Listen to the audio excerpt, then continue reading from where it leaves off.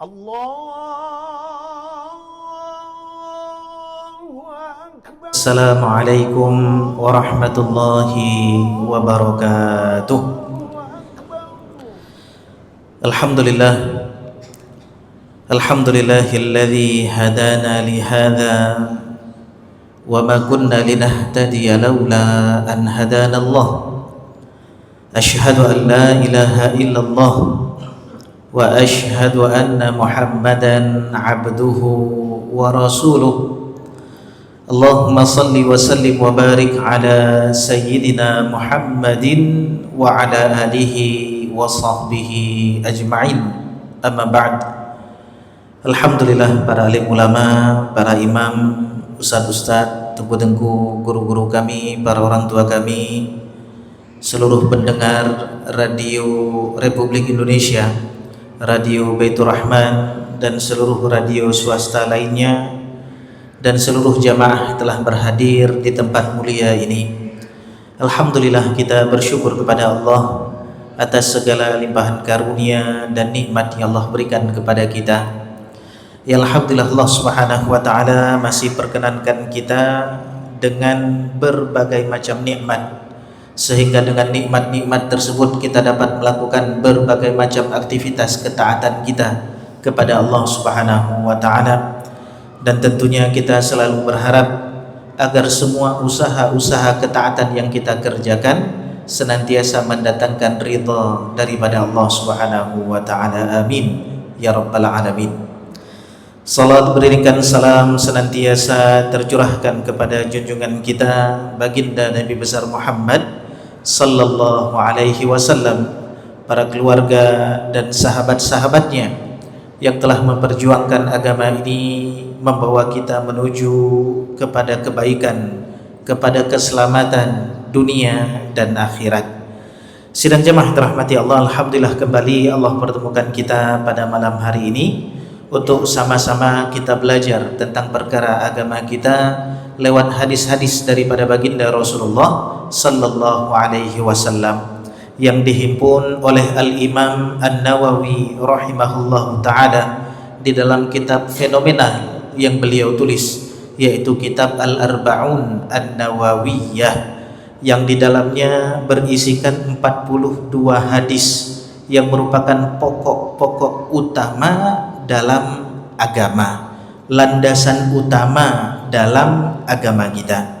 Dan jemaah dirahmati Allah Subhanahu wa ta'ala, alhamdulillah pada malam hari ini kita akan masuk ke hadis yang ke-6 daripada kitab ini, yaitu tentang perkara al-halal dan haram.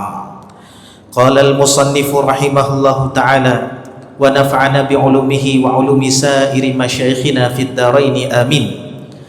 Bisanadihi al-muttasil an Abi Abdullah Nu'man bin Bashir radhiyallahu anhuma qala, daripada Abu Abdullah Nu'man bin Bashir radhiyallahu anhuma berkata, sami'tu Rasulullah sallallahu alaihi wasallam yaqul, aku pernah mendengar baginda Rasulullah sallallahu alaihi wasallam bersabda, innal halala bayyin wa innal harama bayyin, sesungguhnya perkara halal itu sudah jelas, wa innal harama bayyin, dan sesungguhnya perkara yang haram pun sudah jelas, wa bainahuma mushtabihat, dan di antara kedua perkara ini ada perkara yang dinamakan dengan syubhat atau perkara yang samar-samar. La ya'lamuhunna katsirun minan nas, yang mana perkara tersebut tidak diketahui oleh kebanyakan manusia. Famanittaqa syubhat istabra'a lidinihi wa 'irdihi, barang siapa yang menjauhi daripada perkara syubhat, sesungguhnya dia telah menyelamatkan agamanya dan kehormatannya. Wa man waqa'a fi syubhat waqa'a fil haram, dan barang siapa yang terjatuh pada perkara syubhat, maka dia terjatuh pada perkara yang haram. Karra'i yar'a haulal hima, ibarat penggembala yang menggembalakan gembalaannya di dekat tanah yang terlarang.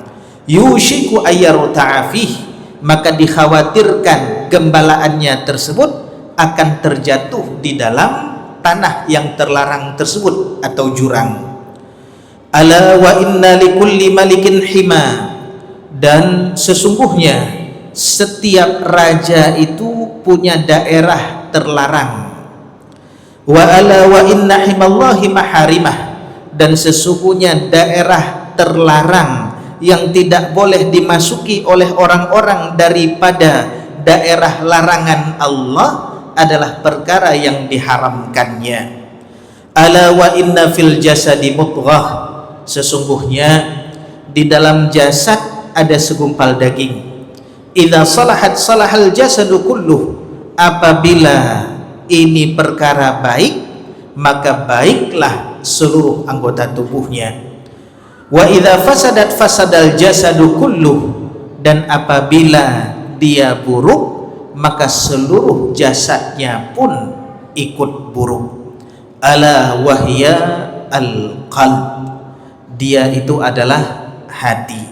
Rawahu al-Bukhari wa Muslim, hadis ini diriwayatkan oleh Imam Bukhari dan Imam Muslim.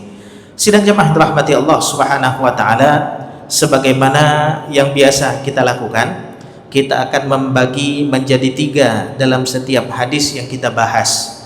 Kita bahas yang pertama rawil a'la daripada hadis ini, yaitu sahabat yang meriwayatkan hadis ini, yaitu An-Nu'man bin Bashir radhiyallahu anhuma.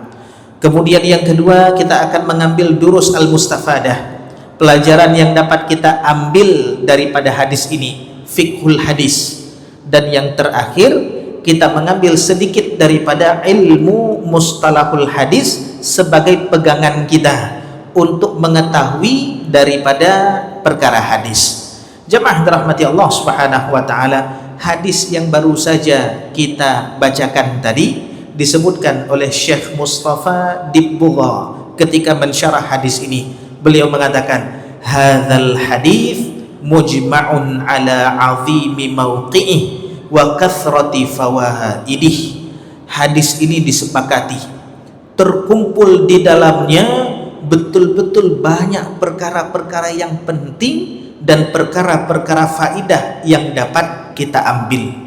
Fahuwa ahadul ahadits allati yaduru 'alaiha al-Islam, dan ini hadis termasuk hadis yang mana hadis tersebut merupakan muara daripada seluruh perkara agama. Di hadis innamal a'mal binniyat kita sudah sebutkan tentang para ulama ketika mempelajari hadis, di antaranya adalah Imam Abu Daud. Beliau menyebutkan menghafal 500.000 hadis. Daripada 500.000 hadis yang beliau tulis dan beliau hafalkan, beliau cari intisarinya, maka beliau mengumpulkan 4.800 hadis di dalam kitab beliau Sunan Abi Daud yang menghimpun semua perkara agama. Dari 4.800 hadis ini beliau pelajari lagi, rupanya muaranya kepada 4 hadis. Di antara 4 hadis ini yaitu apa? Hadis yang kita bahas daripada An-Nu'man bin Bashir, al-halalu bayyin wal haramu bayyin, yaitu perkara halal sudah jelas, begitu juga haram sudah jelas. Kenapa dikatakan hadis ini mewakili 1/4 daripada agama?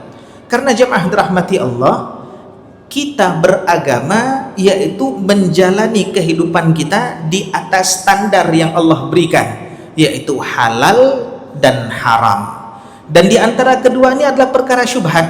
Maka standar halal haram daripada perbuatan yang kita lakukan itu standar diterima atau tidaknya ada standar zahir, ada standar batin. Standar zahir, hadis yang kemarin kita bahas, man ahdatsa fi amrina hadza ma laysa minhu fahuwa raddun, yang berbuat sesuatu dalam perkara agama tapi tidak sesuai dengan perkara agama tersebut, maka perkara tersebut ditolak. Para ulama menyebutkan perkara kebaikan yang kita lakukan, kalau nggak sempurna syarat dan ketentuannya, maka kebaikan tersebut tertolak. Ada orang yang pingin sholat subuh tapi nggak mau 2 rakaat, maunya 4 rakaat. Sebanyak apapun sholat subuh yang dikerjakan, kalau tidak sesuai dengan standar dan ketentuannya, maka tertolak. Ini standar zahir. Standar batinnya yaitu apa? Standar batinnya yaitu niat. Di dalam hadis yang pertama, innamal a'mal binniyat. Orang sholat subuh 2 rakaat tapi niatnya bukan karena Allah, maka secara zahir memang amalan tersebut dia sudah dikerjakan, tapi apakah diterima sama Allah? Banyak orang yang melakukan amalan kebaikan tapi kebaikan tersebut tertolak. Kenapa? Standar batinnya tidak disempurnakan. Maka jemaah dirahmati Allah, hadis ini betul-betul hadis yang sangat penting, mewakili 1/4 daripada perkara agama sebagaimana disebutkan oleh Imam Abu Daud. Kemudian jemaah dirahmati Allah Subhanahu wa taala, apa makna daripada hadis ini? Baginda Rasulullah sallallahu alaihi wasallam menyampaikan tentang semua perkara yang ada di atas dunia ini. Bagaimana? Innal halala bayyin. Sesungguhnya perkara yang halal itu sudah jelas.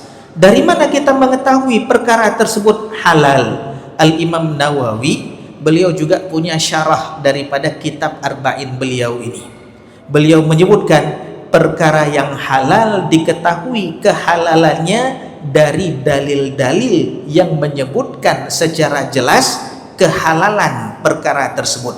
Sebagaimana Allah berfirman di dalam Al-Quran, wa ahallallahul bai'a. Kita ketahui, jual beli adalah halal. Kenapa disebutkan di sini Allah halalkan jual beli? Rupanya dulu ketika masa baginda Rasulullah SAW, orang-orang menganggap riba dengan jual beli itu sama. Kenapa sama? Sama-sama cari untung, sama-sama punya keuntungan. Jadi mereka mengatakan orang jual beli sama orang berbuat riba sama saja, dua-duanya cari untung. Akhirnya apa? Ditegaskan oleh Allah, Allah halalkan jual beli dan haramkan riba. Jadi perkara halal jelas, perkara haram pun jelas. Dari mana kita ketahui perkara tersebut haram? Dari dalil-dalil yang secara jelas mengharamkan perkara tersebut. Dan jemaah dirahmati Allah, tidak ada satupun perkara yang Allah perintahkan kepada baginda Rasulullah untuk dijelaskan kepada umatnya kecuali beliau sudah menjelaskan semuanya. Jadi jangan sampai kita punya anggapan Rasulullah enggak semuanya dijelaskan. Kenapa? Buktinya ada perkara syubhat. Berarti ada perkara yang belum jelas yang dijelaskan oleh baginda Rasulullah. Kalau kita percaya Rasulullah tidak menyampaikan semua yang Allah perintahkan untuk disampaikan, maka keimanan kita dipertanyakan. Maka disebutkan faqad ballaghar risalah wa addal amanah wa nasahal ummah wa tarakana ala bahajjatil bayda lailuha kanahariha la yazighu anha illa halik. Semuanya terang benderang dijelaskan oleh baginda Rasulullah sallallahu alaihi wasallam kepada kita. Tidak ada satupun yang enggak dijelaskan oleh beliau. Cuma kenapa terjadi perkara syubhat tersebut jemaah dirahmati Allah? Kadang-kadang kita enggak membaca semua dalilnya. Perkara syubhat ini bukan berarti perkara yang enggak dijelaskan oleh baginda Rasulullah. Sudah dijelaskan, sudah diberitahukan oleh baginda Rasulullah. Cuma kadang-kadang ada orang yang tahu, ada orang yang tidak tahu. Makanya disebutkan la ya'lamuhunna katsiru minan nas. Perkara syubhat tersebut tidak diketahui oleh kebanyakan manusia. Cuma sedikit yang mengetahui perkara syubhat. Siapa yang sedikit ini? Para alim ulama, para mujtahid. Ini perkara syubhat. Makanya belum tentu syubhat menurut seseorang, menurut orang lain itu perkara juga syubhat. Belum tentu. Bisa jadi menurut dia syubhat, tapi menurut orang lain itu bukan perkara syubhat. Contoh misal, kita di sini jamaah, ada yang bawa duit di kantong. Ketika mau keluarin HP, duitnya jatuh. Dilihat sama bapak yang di belakang. Ketika mau ditegur, bapak tuh udah langsung pergi. Udah pergi belanja, udah pulang ke rumah. Itu subuh kejadiannya. Ketika Isya sholat di situ, melihat ada duit 5.000 di situ. Bagi dirinya karena dia nggak tahu ini syubhat. Ini punya siapa nih? Nah, dia nggak tahu apakah halal saya ambil atau haram saya ambil nih. Dia nggak tahu. Tapi orang yang di belakang bapak itu ketika berjumpa datang, dia tahu jelas haram kalau saya ambil, tapi kalau bapak itu yang ambil halal. Kenapa? Itu punya dia. Jadi perkara syubhat ini perkara nisbi. Kadang-kadang menurut orang itu syubhat, tapi menurut yang lain perkara itu bukan perkara syubhat. Makanya disebutkan la ya'lamuhunna katsirun minan nas. Perkara tersebut enggak diketahui oleh kebanyakan orang. Bukan berarti enggak ada yang tahu, ada yang tahu. Makanya disebutkan warasikhuna fil ilmi, orang-orang yang rasikh ilmunya, yang kuat pemahamannya, itu betul-betul tahu perkara mustabihat tadi. Kemudian jamaah rahmati Allah, Rasulullah memberikan tuntunan.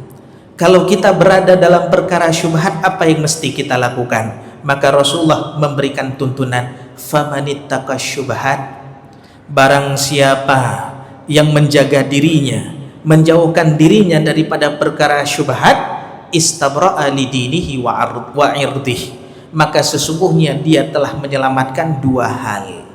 Apa yang dia selamatkan? Hubungan dia dengan Allah dan hubungan dia dengan manusia. Lidinihi, yaitu dia menyelamatkan agamanya dengan tidak menerobos kepada perkara yang haram. Dia menyelamatkan kehormatannya di hadapan manusia, karena memang perkara syubhat ini perkara yang berpotensi untuk mengundang caci maki daripada orang-orang, komentar buruk daripada orang-orang. Kalau kita banyak melakukan perkara syubhat, maka jangan salahkan orang-orang kalau terlalu banyak mengomentari kita. Maka orang-orang yang meninggalkan perkara syubhat, dua yang dia selamatkan, hubungan dia dengan Allah, agamanya dan kehormatannya. Istabra'a lidinihi wa irdih. Ini biasa.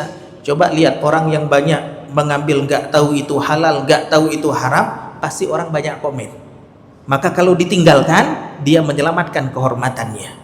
Begitu juga dia selamatkan agamanya, yaitu dengan menjaga dirinya tidak terjatuh pada perkara yang haram. Kemudian Rasulullah mengatakan, waman waqa'a fi syubhat, barang siapa yang terjatuh pada perkara syubhat, waqa'a fil haram, maka dia terjatuh pada perkara yang haram. Maknanya bagaimana jamaah dirahmati Allah? Ada dua. Orang yang memang tidak wara. Wara ini apa? Tarku syubhat, meninggalkan perkara syubhat, itu wara.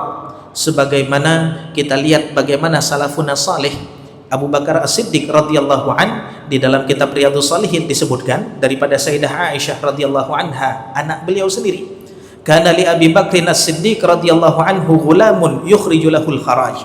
Jadi Abu Bakar itu punya pembantu, budak yang beliau beli kemudian kerja.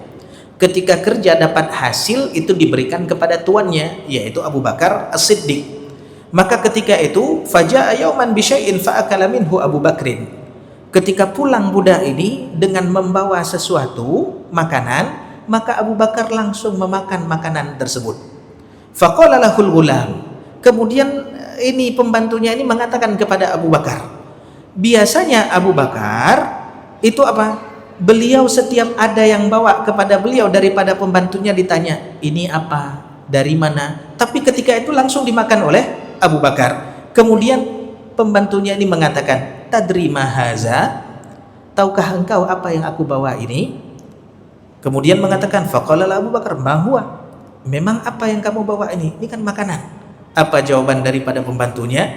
Kuntu takahantu li insan fil jahiliyah wa ma uhsinul kahana illa anni khada'tuhu falaqiyani fa'atani lidzalika hadzal ladzi akalta minhu.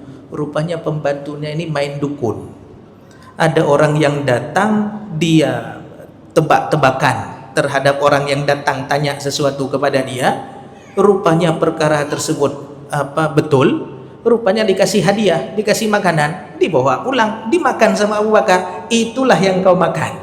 Apa yang dilakukan oleh Abu Bakar? Takut betul. Apa yang beliau lakukan? Beliau memasukkan anak tangannya ke dalam mulut sampai dimuntahkan semuanya. Ini bagaimana wara' meninggalkan sesuatu yang memang tidak diketahui. Ini syubhat. Jadi orang yang meninggalkan perkara syubhat, orang yang terjerumus ke dalam perkara syubhat, maka dia terjerumus kepada perkara yang haram. Disebutkan di dalam kitab Jami'ul Ulum wal Hikam, Ibnu Rajab menyebutkan bagaimana seseorang yang melakukan perkara syubhat terjerumus ke dalam perkara yang haram. Disebutkan orang yang meremeh-remehkan perkara syubhat, apa yang akan terjadi kepadanya? Dia pun akan meremeh-remehkan perkara yang haram. Kalau sudah meremeh-remehkan perkara syubhat, terjerumus meremeh-remehkan perkara yang haram, sehingga apa? Dia akan masuk ke lubang yang haram. Kemudian yang kedua, waman waqa'a fi syubhat waqa'a fil haram. Syubhat ini memang nggak jelas halalnya, nggak jelas haramnya, nggak jelas halalnya. Maka orang yang memang tutup mata dengan kejelasan sesuatu, nggak mau tahu, maka bagaimana? Maka dia sedikit tidaknya pasti akan terjatuh kepada perkara yang haram.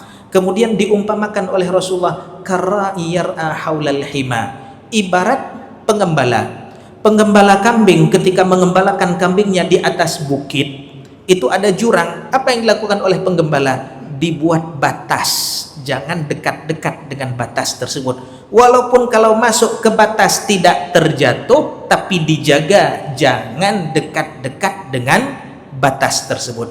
Begitu juga Allah punya daerah terlarang yang nggak boleh sembarangan orang masuk ke situ, yaitu apa? Perkara yang diharamkan oleh Allah, itu nggak boleh kita dekat-dekat ke situ. Makanya di dalam Al-Quran disebutkan apa? Tilka hududullah fala taqrabuha. Itu batasan-batasan Allah, bukan jangan kamu masuk, dekat aja jangan. Fala taqrabuha. Dalam ayat yang lain, tilka hududullah fala ta'taduha. Jangan kalian melampaui batasan yang telah Allah berikan. Maka semua raja itu punya daerah terlarang. Nggak boleh semua orang, nggak boleh orang-orang masuk ke dalam daerah tersebut. Begitu juga kita, presiden misalnya, itu ada jarak. Jadi memang diatur, memang ada protokolernya. Ini kalau ngomong seperti ini jaraknya. Oh, kalaupun memang harus bisa langsung bersalaman, maka ada protokoler yang memang harus dilakukan. Ada yang boleh dan ada yang tidak boleh. Semua raja pun sama. Begitu juga Allah punya daerah terlarang yang nggak boleh dimasuki oleh manusia. Apa itu?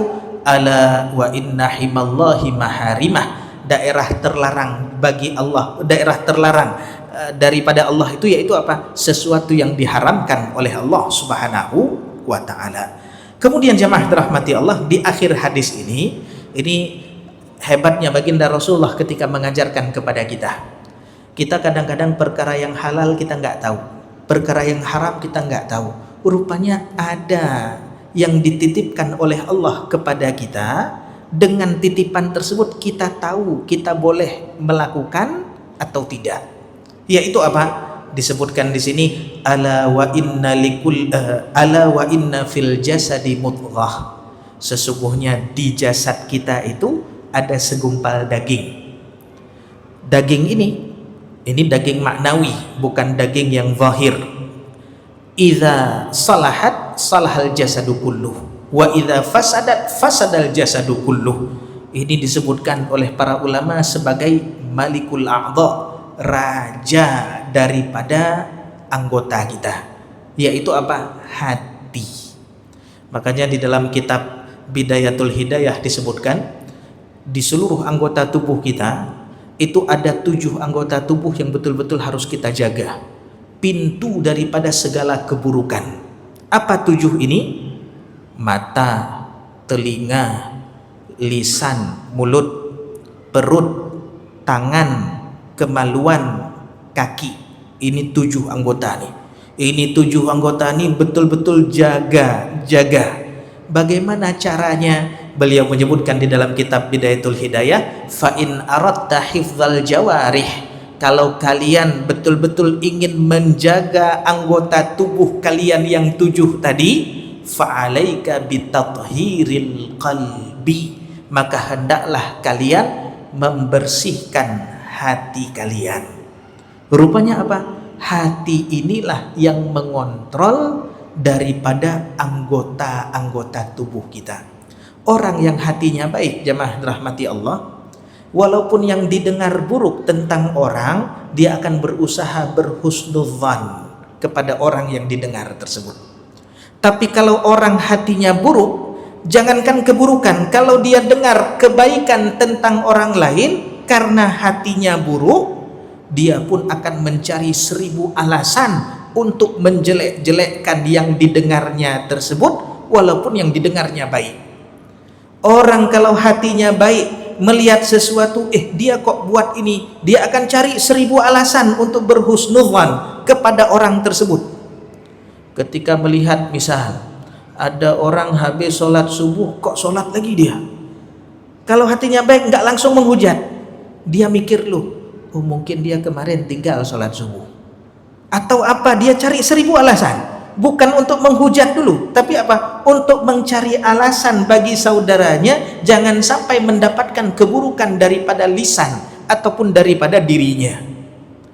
Teringat di dalam tafsir surat Al-Alaq, ara'aita alladzi yanha 'abdan idza shalla, Abdullah bin Umar ketika mendapati ada orang yang sholat di waktu yang memang dilarang sholat, dia lagi sholat, tiba-tiba dilihat oleh Abdullah bin Umar.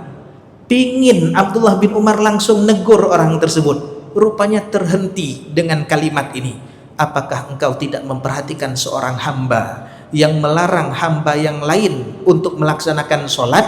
Berdiri Abdullah bin Umar nyari alasan, oh mungkin dia ini, oh mungkin dia ini, oh mungkin dia ini.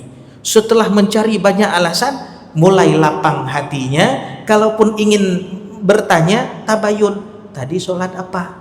Itu yang akan dilakukan.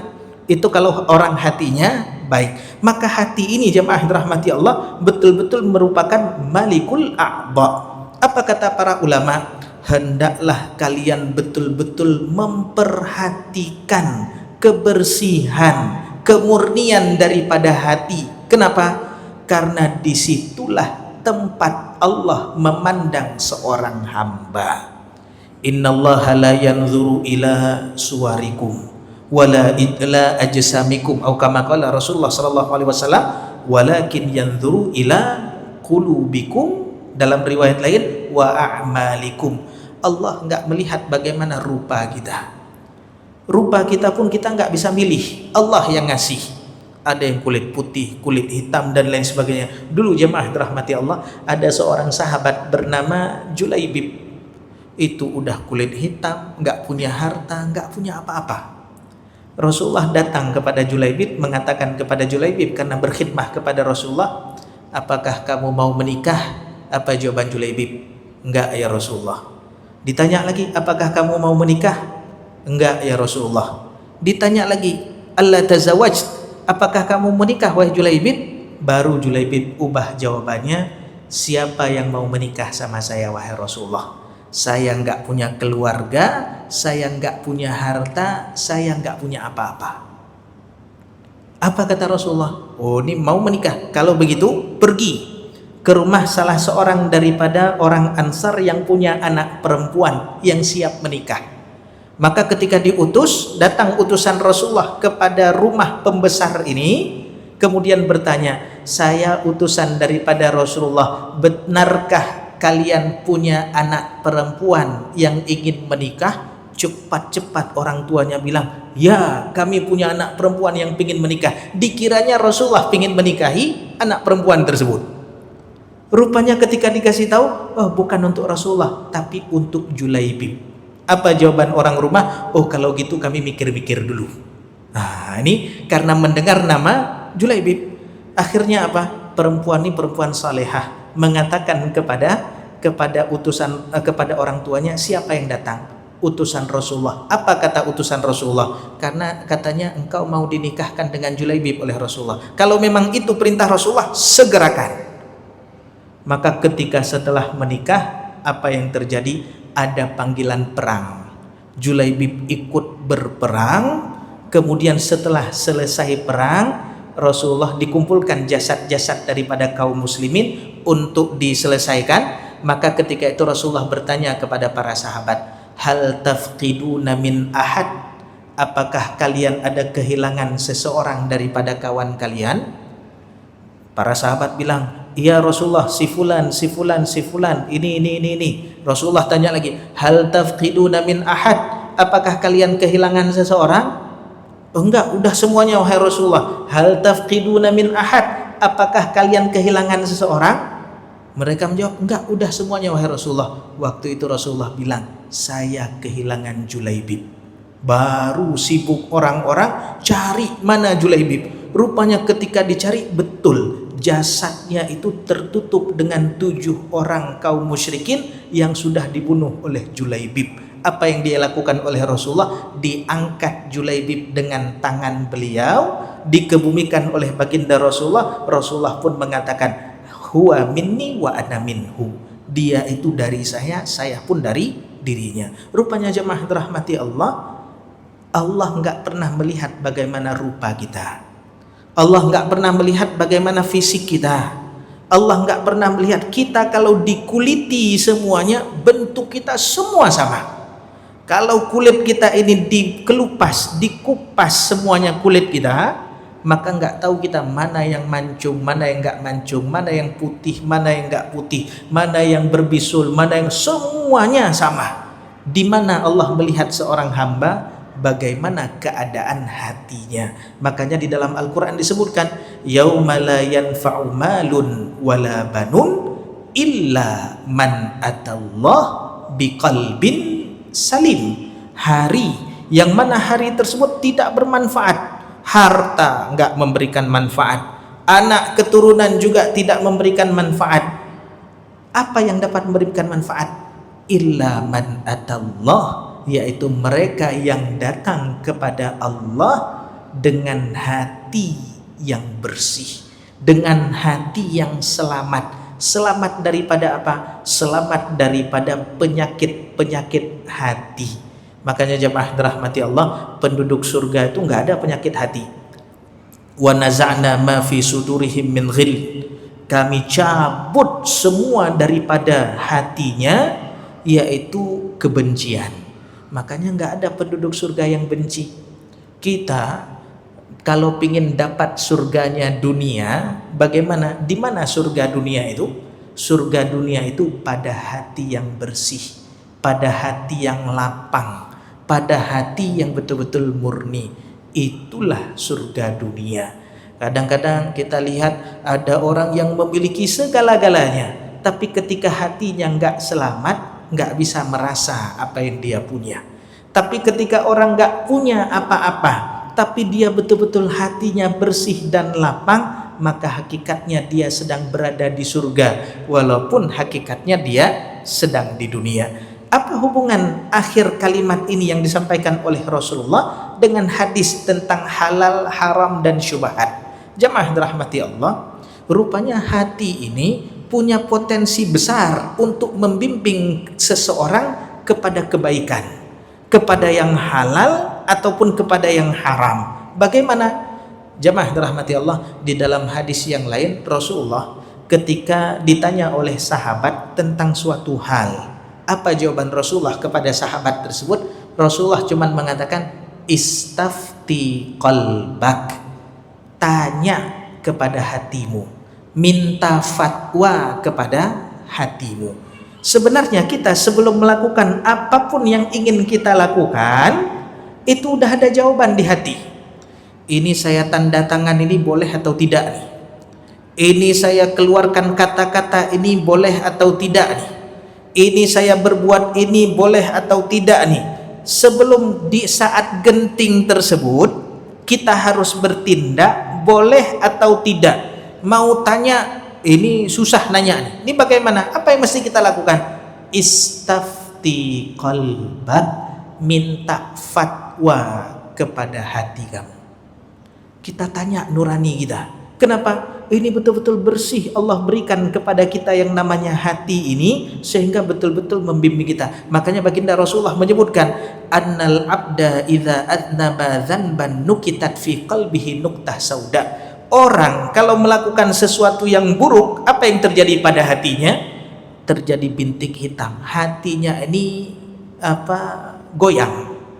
Tidak ada orang yang bermaksiat pertama kali kecuali hatinya akan memberitahukan kepadanya.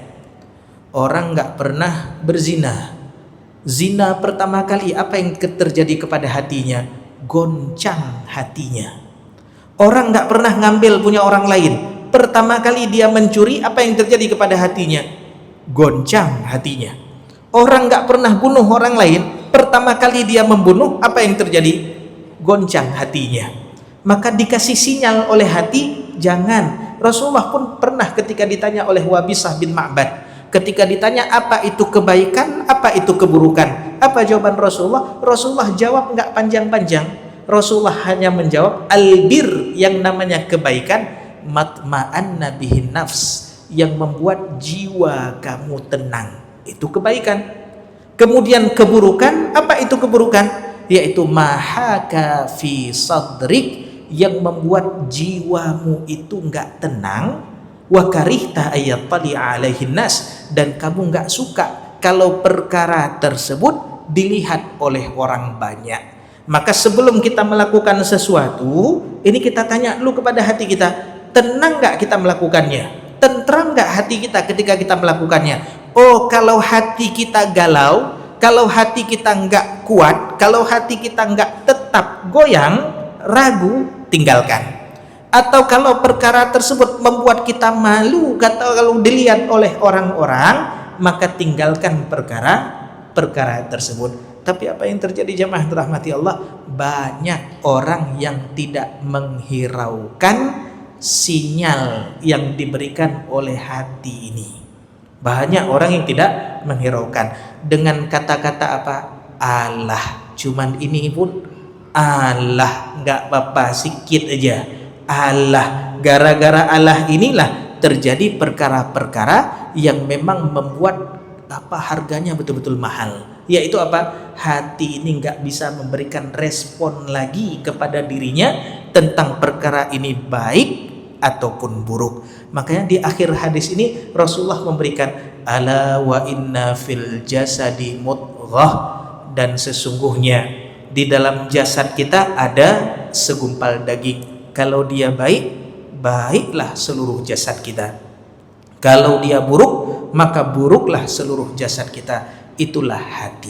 Kemudian yang terakhir jamaah rahmati Allah, hadis ini diriwayatkan oleh Imam Bukhari dan Imam Muslim. Ini sedikit daripada ilmu mustalahul hadis. Hadis yang sahih itu bukan satu tingkatan, banyak tingkatannya.